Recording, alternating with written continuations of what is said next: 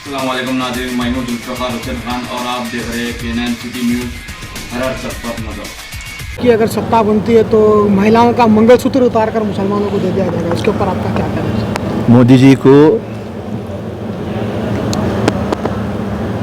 अब मोदी जी कांग्रेस और India alliance का बढ़ता हुआ ग्राफ देख के अब उनको सब्जेक्ट में क्या बात करना समझ में नहीं आ रहा। अब तक सबका साथ, सबका विकास, सबका प्रयास, सबका विश्वास, जुमलों की सरकार, तमाम चीज़ ये लोग बोल दिया। अब एक ही बात मेरे को समझ में आ रही, अगर से बीजेपी की गवर्नमेंट वापस इख्तियारात में आना है तो अब सिर्फ उनको नफरत बात करना है, उनको डिवाइड एंड रूल करना है। मैं बीजेपी और मोदी जी से पूछना चाहता हूँ, 50, 60, 70 साल से कांग्रेस किसका तो भी मंगलसूत्र ली। मोदी साहब को मालूम होगा मंगलसूत्र के बारे में, क्योंकि एक ज़माना पहले उनकी बीवी को छोड़ दिया उन्होंने। जब मोदी साहब मंगलसूत्र चुरा लिए होंगे तो उनके दिल में एक चोर था, अरे भाई मैं मेरी जोरू का मंगलसूत्र चुरा लिया, बोल के आप कांग्रेस पे डाल के बोल रहे हैं। ये बातों में कोई बुनियाद नहीं है। आप क्या तरक्की करें, आप वो बात करिए, ये मंगलसूत्र की बात बेकार। और आप मेरे को एक बात बोलिए, आप मुसलमानों के ताल्लुक से बात करते कि मुसलमाना बच्चे ज़्यादा पैदा करते, तो मैं आपके इल्म के लिए बता दूं, राइट, बाल ठाकरे साहब 11 भाई बहनों में से एक, अडवाणी साहब 8 भाई बहनों में से एक, तोगड़िया साहब 9 भाइयों में से एक, योगी साहब 7 भाई बहनों में से एक, एंड सोने पे सुहागा हमारे प्रधानमंत्री 6 बच्चों में से एक। अरे भाई तुम्हारी पूरी हिस्ट्री में बता रहा हूँ और तुम लोग बलवा करते कह रहे मुसलमान ज़्यादा बच्चे पैदा कर रहे हैं, ज़्यादा बच्चे पैदा कर रहे हैं। तो अब ये तमाम दुनिया को मालूम पड़ गया, समझ गए ना साहब? ये सुनिए, जो लास्ट 10 साल गुजरे, ये क्या गुजरे समझे ना? ये अन्याय काल गुजरा, मित्र काल, जुमला काल, नफरत काल, और कुछ भी नहीं है। डिक्टेटरशिप की आप गवर्नमेंट बनाए, डेमोक्रेसी को आप भूल गए, आपके वादे अमल नहीं हुए। आपको जैसा मालूम पड़ा कि 2 फेज़ों के अंदर कांग्रेस और इंडिया अलायंस को ज़्यादा वोट डल गए, आप आपकी बॉलिंग स्टाइल चेंज कर दिए, आप गुगलियाँ डालना स्टार्ट कर दिए। रही बात खाली आप डेवलपमेंट की बात करना बस।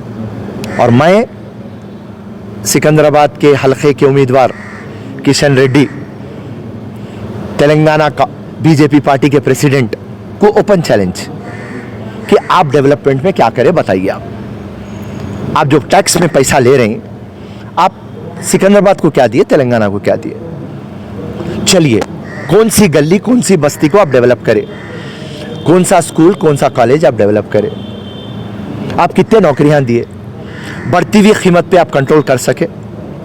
खाली आपका एक ही काम, जहां पर भी नॉन बीजेपी गवर्नमेंट है ना, वहां पे वो गवर्नमेंट को कैसा गिराना।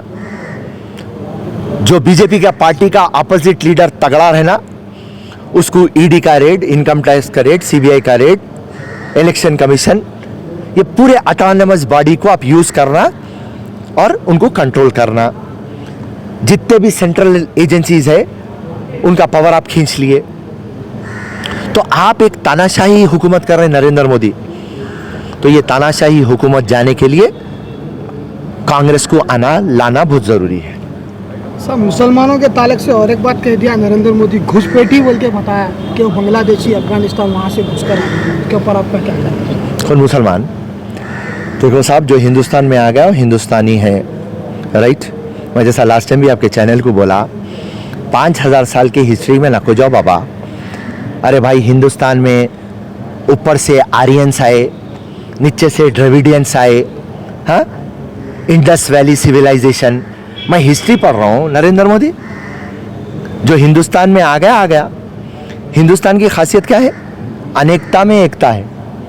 और हम कभी भी क्या बोलते थे, अगर से अमेरिका सूरज है, रशिया चांद है, England, Australia, France, Germany star है, तो हिंदुस्तान एक रेनबो है। हिंदुस्तान की जो ऐन है, कॉन्स्टिट्यूशन है, उसकी बुनियाद क्या है? That we are sovereign social secular democratic republic. इसका मतलब क्या है? हम एक है। यहाँ मजहब को, रीजन को नहीं देखा जाता, भाषा को नहीं देखा जाता, लंबा है, काला है, मोटा है, गिड्डा है, फकीर है, गरीब है, हिंदुस्तान में नहीं देखते। हिंदुस्तान में एक है। तो तुम ये तमाम चीज़ हम भूल के, हाँ, मुसलमान यहाँ से आया, ये तमाम बातों में दम नहीं है। खाली आप डेवलपमेंट के बारे में बात करिए। आप हिंदुस्तान को 10 साल में आप क्या दिए? सर, बीआरएस के प्रेसिडेंट का कहना है कि हुकूमत गिरा देते बोल के बात कर रहे थे कॉन्फ्रेंस से, उसके ऊपर आपका क्या कहना है? तो अरे बीआरएस को अब मैं एक ही बात बोल रहा हूँ, बाई डिफ़ॉल्ट उनका एक एमपी जीतते, वरना उनका वजूद ख़त्म हो जाता।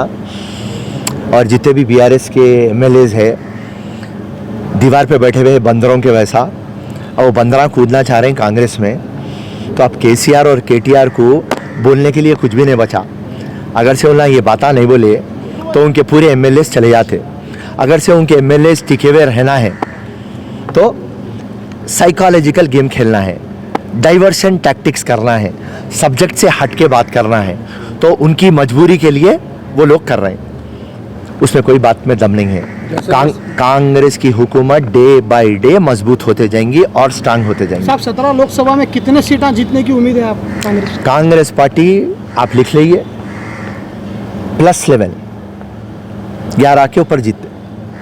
जैसे कि साहब रेवन्यू रेड्डी साहब जब से सीएम के अहदे पे बैठे हुए बीजेपी वाले जब उनको टारगेट करना चाह रहे हैं कि जैसे संबंध भी परसों गांधी भवन को भेजे थे, उसके पीछे 15 लोग अभी इसमें शामिल है, तो उसके बारे में क्या बोलें? देखिए साहब, अभी मैं क्या बोला, कितने सीटें जीतने की उम्मीद है आप कांग्रेस? कांग्रेस पार्टी आप लिख लीजिए +11, 11 के ऊपर जीतते।